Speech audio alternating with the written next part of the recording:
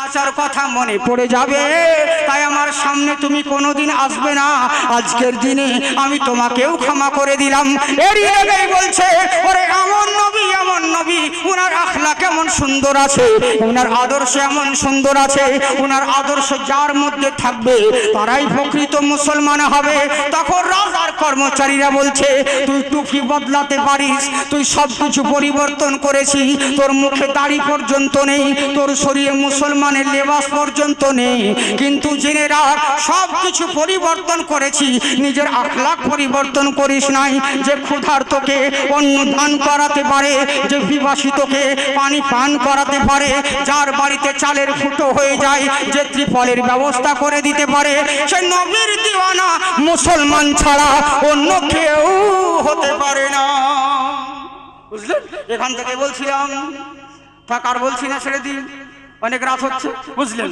আজকে আপনাদের সম্মুখে মানে কিছু কিছু বললাম এদিক সেদিক থেকে কথা, কারণ আমি বলতে যে পারবো এটা ভাবতে পারিনি।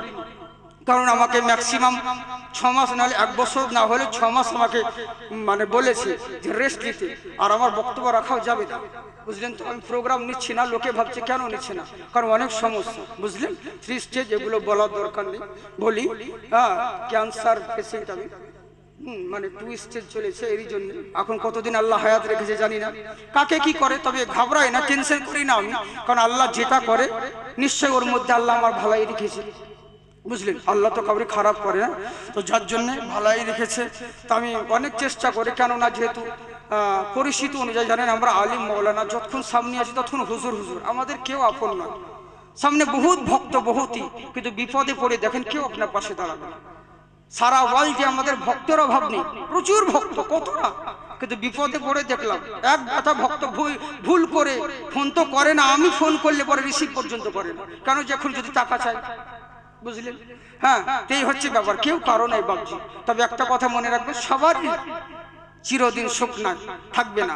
আজকে আপনার সুখ রয়েছে অনেক, কিন্তু জেনে রাখেন এই রাত চিরদিনের নয়, কয়েক কিছুক্ষণের মধ্যে আবার সকাল হবে, সবার সমান থাকবে, আর সকালটাও সব সময় থাকবে না, আবার সন্ধ্যে হবে। তো এরই জন্যে আমি অনেক কষ্টের মধ্যে বলছি। বুঝলেন? আমার কেমো চলছে, রেডিয়েশন চলছে, যার জন্য, আর আমার তো মানে সেলাই করা আছে, আমার তো নিষেধ আছে, কিন্তু তবু আমি মানে চেষ্টা করছি যে হয়তো মাসে একটা করেও যদি প্রোগ্রাম করি, তাহলে হয়তো বুঝতে পারছি যে আমার কিছু খেতে পাই আর না পাই, প্রত্যেক মাস আমাকে 50,000 করে টাকা লাগে, মানে কেমোর জন্য।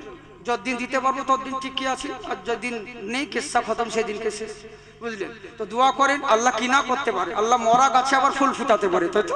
ওরে ডাক্তারে যতই যাও কিছু বলুক না কেন, এইটুকু ইমান আছে, ভরসা আছে, তা আপনারা দোয়া করবেন আল্লাহ ভাবছেন আমাকে শিফা দান করেন, বলুন আল্লাহুম্মা আমিন। ভাবছি সোনামুখী আমার, যাকে আমি ওইটাকে চেষ্টা করলাম যে বলতে পারছি কিনা, তাই প্রথম দিনে এরকম আমাকে বেশি বললে হবে না, কিন্তু শারীরিকের ব্যাপার রয়েছে। বুঝলেন? একটু যদি বাঞ্চা সিলাই কেটে যায় তো একদম সব শেষ, যত টাকা ঢেলেছে 17 লাখ টাকা দিয়ে অপারেশন হয়েছে সব বেকার হয়ে যাবে, আবার সে নতুন করে করতে গেলে বহুত সমস্যায় পড়ে যাবে। তো যার জন্য ইনশাআল্লাহ, তবে আমার কথা বুঝতে পারছেন কি আপনারা? আমি যতক্ষণ বললাম বুঝতে পারলেন? যদি বুঝতে পারেন তাহলে আমি কালকে দিন আসবো, আর নাহলে পরে আর আসবো না, আজকে শেষ। বুঝলেন তো? হ্যাঁ, জি জি জি, হ্যাঁ, এরই লেগে, কারণ যদি বুঝতে না পারেন কথা, যদি সেরকম না হয় তাহলে বেকার করে লাভ কি? তো যার জন্য ইনশাআল্লাহ অসুবিধা নেই, দোয়া করবেন। বাবজি সোনামুখী আমার, আপনাদের কাছে আমি এর জন্য এসেছি। হ্যাঁ, আর তোমাদেরকে ইউটিউবার ভাইদেরকে বলবো, অন্যান্য কথা কিছু বলার দরকার নেই, শুধু সিম্পল ওয়াজ দিয়ে দিবে, ওই কেটে কেটে ওয়াজ কোনো কিছু দেওয়ার দরকার নেই। এখন বক্তা হওয়ার নিনজা টেকনিক হচ্ছে এরকম, 2-5 মিনিটের বক্তব্য শুধু ইউটিউবে ছেড়ে দাও, ওই 1 মাস 2 মাস হতে হতে অটোমেটিক ভাইরাল হয়ে যাবে। 1 ঘন্টার বক্তব্য দিতে নিষেধ করে বক্তারা, 1 ঘন্টা 1.5 ঘন্টা দিও না, কেননা 1 ঘন্টা 1.5 ঘন্টা দিলে লোকে জেনে যাবে তুমি মিজান পাস মলবি। বুঝলেন? এই হচ্ছে ব্যাপার। তো যার জন্য পুরো আমি বলবো না, পুরোটাই দিবে, কারণ কাটাকাটিতে অনেক কিছু গন্ডগোল হয়, তোমরা তো ভালো করেই জানো। কালিয়াচক আমি জালসা করে একটা বক্তব্য রেখেছিলাম, কে আমার থাম্বনেল দিয়ে বলেছে জাকির চতুর্বেদী দেখো ঠাকুরের বাঁশ দিয়ে দিল, আমার হাতে বাঁশ দিয়ে থাম্বনেল করে দিয়েছে। হ্যাঁ, এরকম অনেক করে নি, কত আমি যে কত বাঁশ খেয়েছি সেটা আমি জানি। বুঝলেন? তেরি লেগে বলছি সোনামুখী ভাই যাওয়া। হ্যাঁ, তবে দোয়া করবে।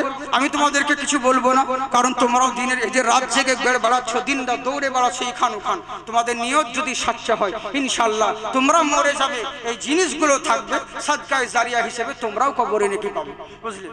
ইনশাআল্লাহ। ওরে টাকা পয়সা তো হাতের মল, আজকে আছে কালকে নাও আছে, কিন্তু এগুলো তোমাদের দিনের খিদমত হচ্ছে। আল্লাহ যেন সকলকে কবুল করেন, বলুন বলেন আল্লাহুম্মা আমিন। একবার মোহব্বতে দরুদ শরীফের নাসরানা পড়ুন আল্লাহুম্মা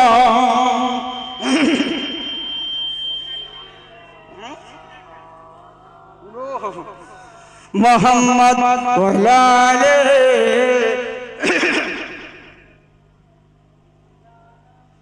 সাল্লাল্লাহু আলাইহি ওয়াসাল্লাম। খিচুড়ি গজল, ওহো হো হো, বিড়ি বাঁধা গজল আমি জানি না গো। বিড়ি বাঁধা গজল মানে কি?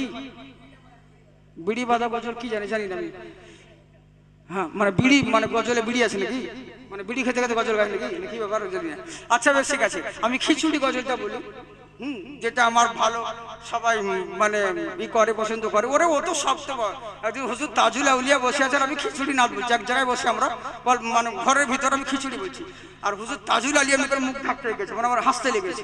হ্যাঁ তাহলে যে কেউ বলছে ইয়ে কাম তো জাকিরই কর সকতা হ্যাঁ।